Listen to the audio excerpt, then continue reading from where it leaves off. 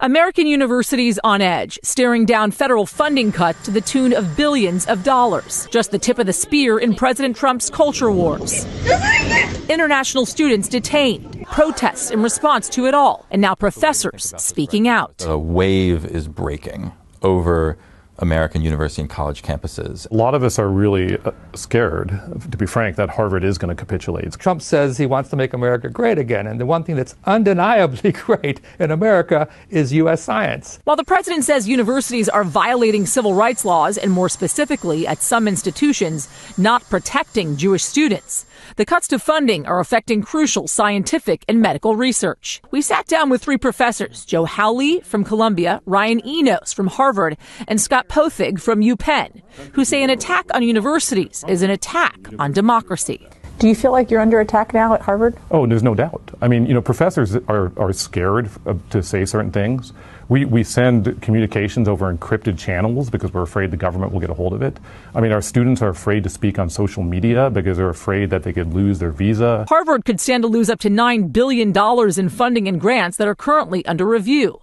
$175 million of funding to UPenn, now frozen.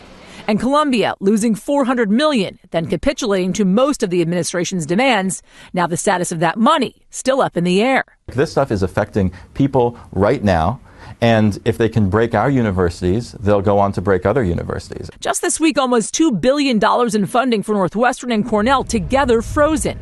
And Princeton's president writing in a letter that several dozen research grants have been suspended, adding, quote, the full rationale for this action is not yet clear. The Department of Education saying last month that 60 schools are under investigation for civil rights violations. The reason in which Harvard is currently being investigated because of claims of anti-Semitism. Have you seen threats against Jewish students, Jewish faculty on the Harvard campus? I never have, and people I speak to never have.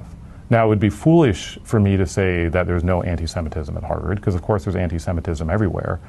We have to be crystal clear that the Trump administration talking about anti-Semitism is a pretext for what they want to do.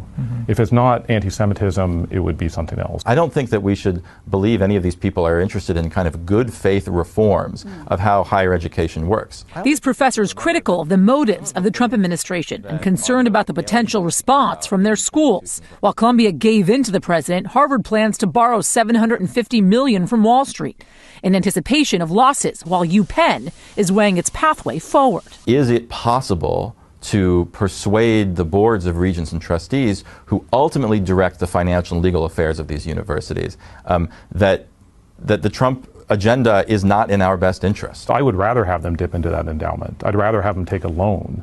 I'd rather actually have them cut back on professor salaries a little bit than do something like capitulate to the Trump administration. Professors at Harvard banded together, signing a letter urging the university's administration not to give in to the president's demands. Over 800 faculty signed that letter. Even Harvard's former president, Larry Summers, penning an op-ed saying the school should stand up to Trump and tap the multi-billion-dollar endowment if necessary. We reached out to Harvard and did not hear back. Columbia telling us in part the actions and ongoing work that Columbia has committed to undertake will make our university a better, stronger place free of all forms of discrimination. The U.S. government is basically trying to shut down, my area of research, biology, but across the university, faculty are scared to death. UPenn directing NBC News to a previously released statement, saying in part, quote, Penn's leadership is directly engaged with public officials to advocate vigorously for the essential role of higher education, scientific discovery, our values, and our service to the greater good. Now we see when somebody wants to attack democracy, they attack universities. The founders understood that. As Thomas Jefferson once said, quote, if a nation expects to be ignorant and free in a state of civilization, it expects what never was and never will be. Yasmin Vossoughian, NBC News.